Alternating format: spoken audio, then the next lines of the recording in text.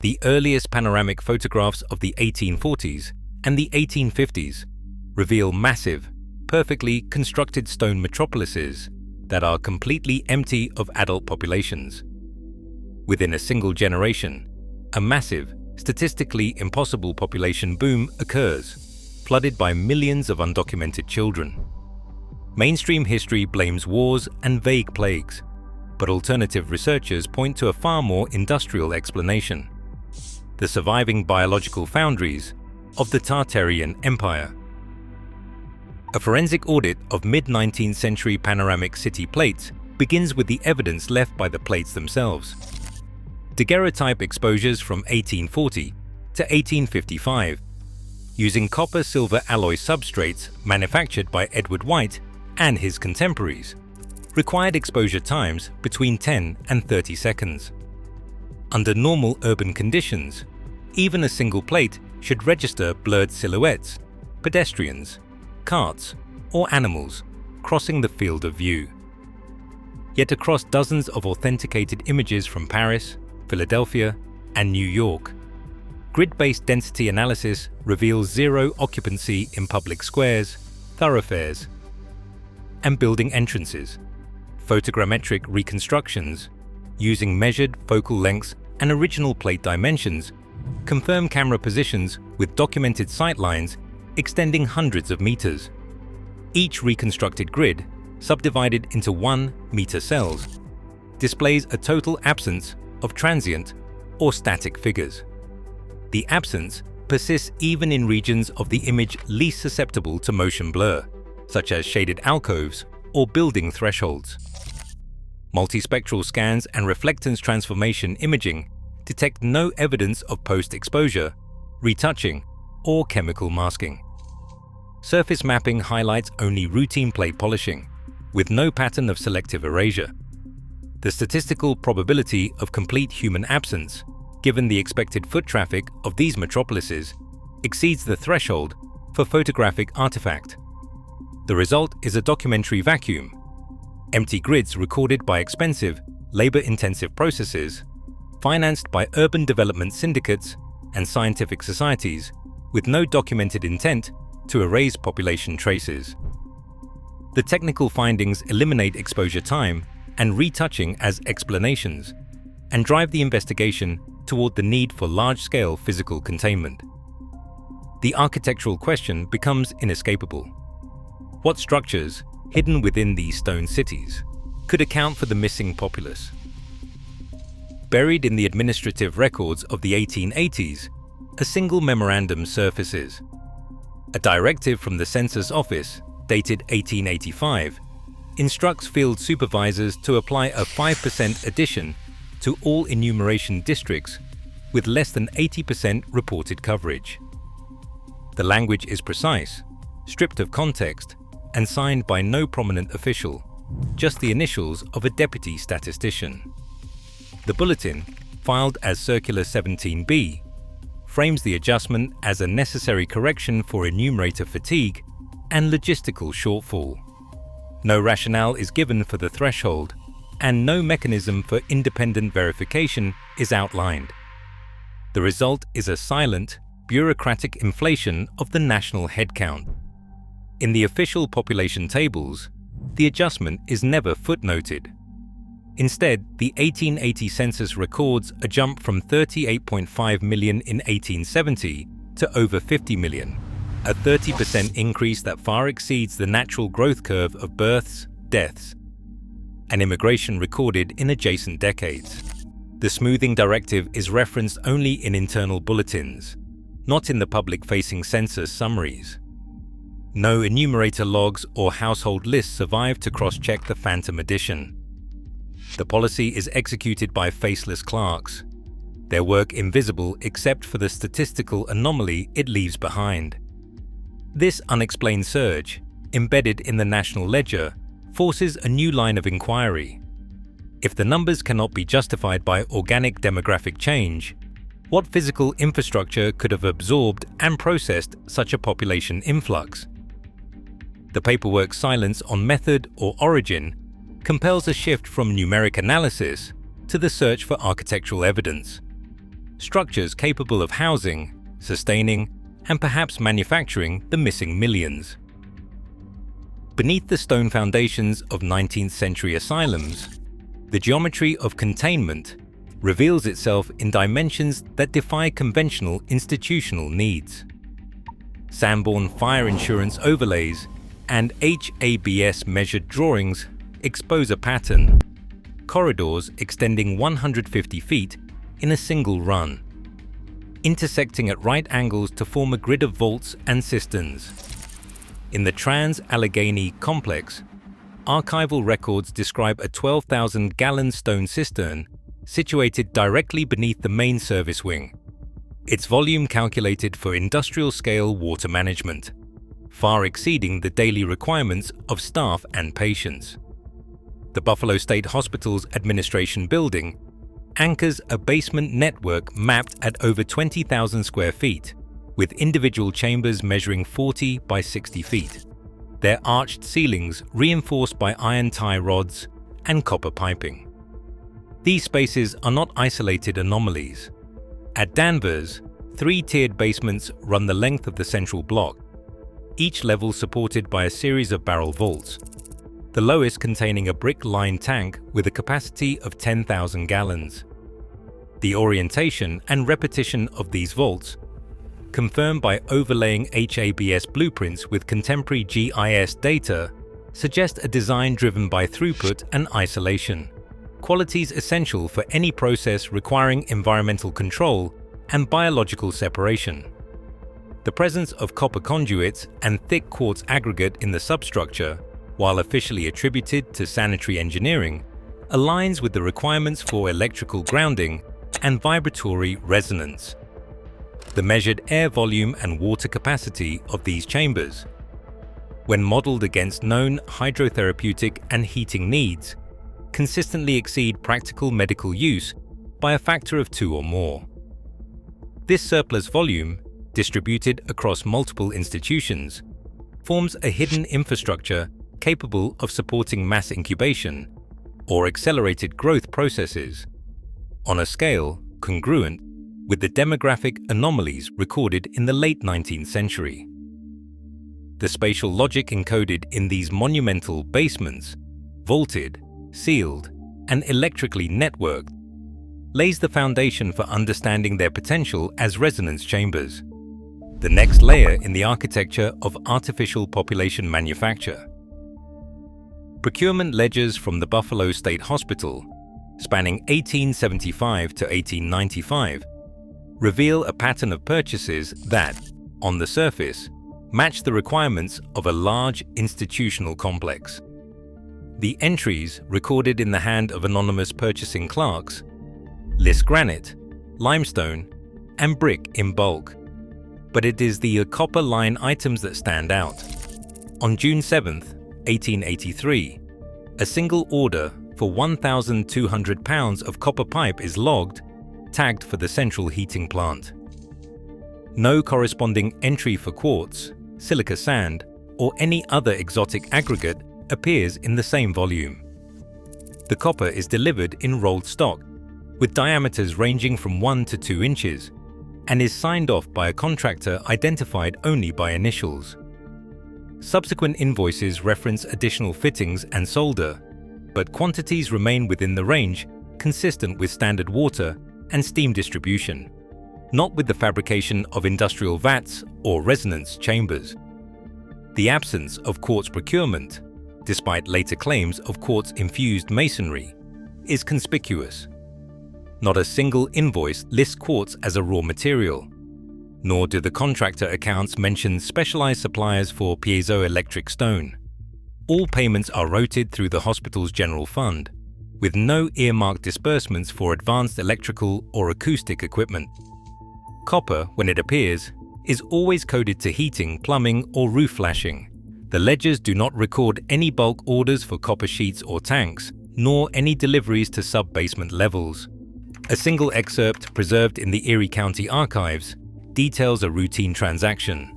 Received 1,200 pounds of copper pipe, June 8, 1883, for installation in heating mains per contract. The entry is unsigned by any principal engineer. No mention is made of resonance, frequency, or biological application. The procurement trail, when read without interpretive overlay, supports only the existence of a conventional heating network. The material ingredients required for any hypothetical resonance device, massive copper coils, quartz aggregate, structured water, are absent from the official record. The evidence, such as it is, consists of ordinary purchases executed by clerks whose names are lost to time. Their work reduced to lines in a ledger. The purpose of the copper never extending beyond the mundane requirements of 19th century institutional life. Patent 345,212, filed in 1887, marks the earliest technical record of the resonance apparatus. The design centers on a chamber lined with quartz glass, reinforced by a copper grounding mesh, and engineered to withstand both hydraulic and electrical forces. The inventor's notes specify a saturated vapor of distilled water and oxygen sealed inside, with a hand-cranked generator powering an acoustic transducer at the chamber's apex. Frequencies between 200 and 400 Hz are cited as optimal for enhancing cellular reactivity of organic specimens, though no human use is mentioned. Quartz is emphasized for its piezoelectric properties, amplifying the internal resonance. Samuel P. Hayes's notebooks, preserved in the New York State Library, detail bench experiments from February 1887. Hayes documents copper-lined vats filled with low mineral water, tracking temperature, conductivity, and acoustic resonance. His entries record a steady rise in solution pH under sustained excitation, and diagrams show a vibratory water engine with a quartz rod, copper windings, and a frequency dial. Tests focus on plant tissue and protozoa, not people. In 1895, Congressional Inquiry H210 reviewed these resonance devices. Testimony from James G. West described a copper cylinder with quartz lenses and a steel reed, producing a 280 Hz tone. The committee found no measurable biological effect, and the Patent Office dismissed the case for lack of evidence. The apparatus remains a documented technical possibility, never a proven tool for accelerated growth. The 1893 Chicago World's Fair Catalog lists the Mechanical Nursery exhibit under Section M, Machinery Hall. It describes a glass wall chamber, electrically heated, with copper contact plates and a bank of dials, regulating temperature and humidity. The official fair report describes the device as a regulated environment for infant preservation, emphasizing the novelty of electric heat and continuous air circulation. Press coverage in the Chicago Tribune, dated May 12, 1893, notes the public's fascination with rows of swaddled infants displayed behind glass, monitored by uniformed attendants who adjusted the controls at regular intervals. No explanation is offered for the origin of the children, nor for the logistical process by which dozens of newborns arrived on site each morning and departed each evening. Fair promoters quoted in the official guidebook frame the exhibit as a humanitarian marvel, a demonstration of modern science safeguarding fragile life. Yet the scale and precision of the apparatus, the industrial finish of the copper rails, and the absence of parental records or adoption paperwork point to a system designed for throughput rather than care. The mechanical nursery's daily operation, infant intake, stage display, and silent removal mirrors the logistical demands of a distribution network. The normalization of advanced equipment, presented as public spectacle, masks the underlying infrastructure, the movement of untraceable human stock through a city already haunted by demographic anomalies. The fair's catalogue entry, stripped of technical minutiae, offers only a sanitized glimpse of a process hidden in plain sight. The manifest for the orphan train departing New York on May 28, 1873, lists a shipment of 28 children, each identified only by age and gender. No surnames appear. The destination column reads simply, St. Louis Depot, 6 a.m. The record is a summary sheet, not a passenger list. No parental information accompanies the entry. At the New York Foundling Hospital, the logbook for that week records a hospital matron overseeing the transfer, but omits all birthplaces and omits all family references. Adoption agency notes from St. Louis, dated June 1873, confirm the arrival of 28 minors. The county clerk's registry lists 22 adoptions finalized within 2 weeks, each under the heading Parentage Unknown, with birth dates rounded to the nearest year. The remaining 6 are marked as unplaced, status unrecorded. Anonymity is built into the paperwork. Railroad company ledgers for the Missouri-Kansas-Texas line note a special passenger consignment of 28, but provide no names, only a single tally. No return journey is logged. The absence of detailed records is not an anomaly, but a deliberate pattern. Across hundreds of similar convoys, the paperwork reduces human cargo to quantities and destinations. Unit counting replaces individual identification. The logistical structure, departure, transit, arrival, is executed with the regularity of freight movement. No agency attempts to cross-reference the children's origins or trace their lineage. The system's efficiency lies in its anonymity, each child becoming a unit, stripped of past, delivered for placement. The rail network's capacity for silent relocation, confirmed by surviving manifests, enables the erasure of hereditary ties at scale. The distribution of untraceable children, routed through a national grid, forms the operational backbone for the obliteration of lineage, the final step in the containment and dispersal of manufactured populations. Erasure completes the process. Trustee minutes from the New York Foundling Hospital, dated October 22, 1873, record a unanimous decision.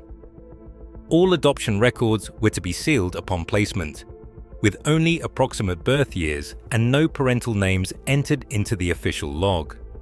The directive, cited as Article 4 in the hospital's annual report, authorized staff to redact maternal admission registers and destroy intake correspondence after summary notation. In parallel, county adoption statutes across Missouri, Illinois, and Kansas adopted similar language: parentage unknown, date of birth estimated. The legal text, filed under state adoption confidentiality statutes of 1874 and 1875, formalized the practice of erasing lineage for all institutional placements. The process extended beyond the hospital. County clerks, acting on instructions from the Board of Charities, filed adoption deeds under case numbers, with no cross-reference to original intake records.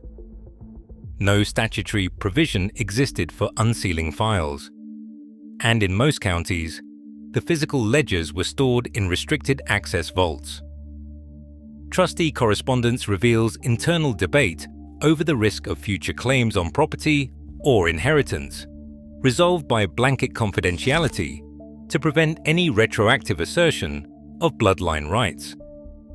The sealed record policy was not an isolated administrative choice, but a coordinated measure, enforced through legal and procedural redundancy.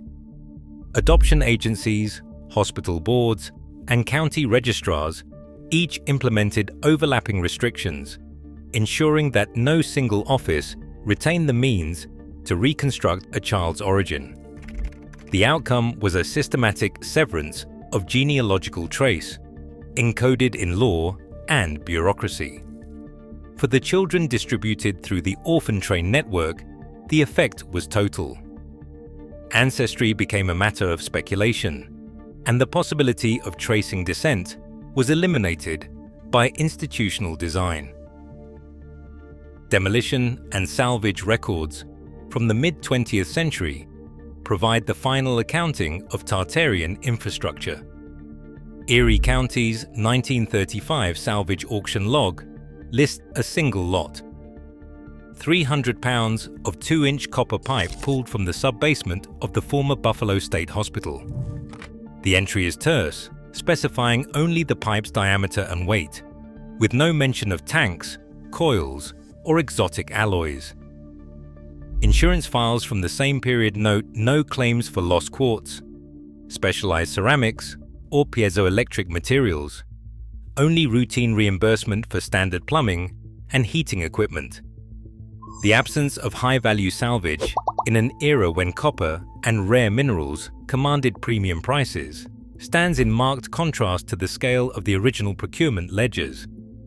Auctioneers conducting the removal signed off on inventories that matched only the visible, accessible pipework.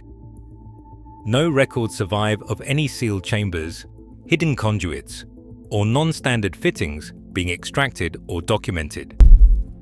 Municipal engineering reports from Buffalo and Danvers, compiled during post-closure retrofits, describe the removal of steam mains and the filling of underground vaults with concrete rubble.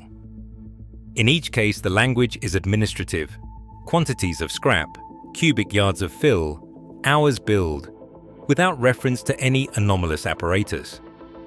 The physical trace of resonance infrastructure, if it existed, is erased, not by spectacular destruction but by the procedural thoroughness of institutional asset liquidation.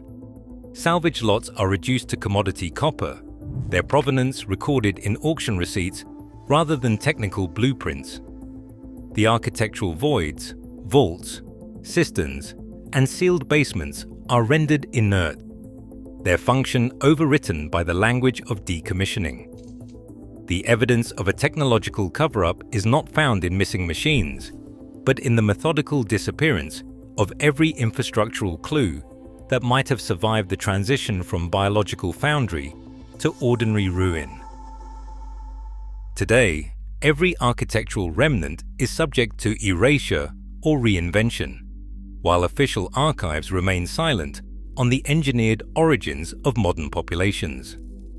The logistical anomalies persist: millions of untraceable children, vanished bloodlines, and the systematic destruction of resonance facility blueprints. As genetic forensics advance, the question shifts from possibility to provenance. Demographics do not resolve themselves. The ledger of origins remains open. What is engineered can be engineered again.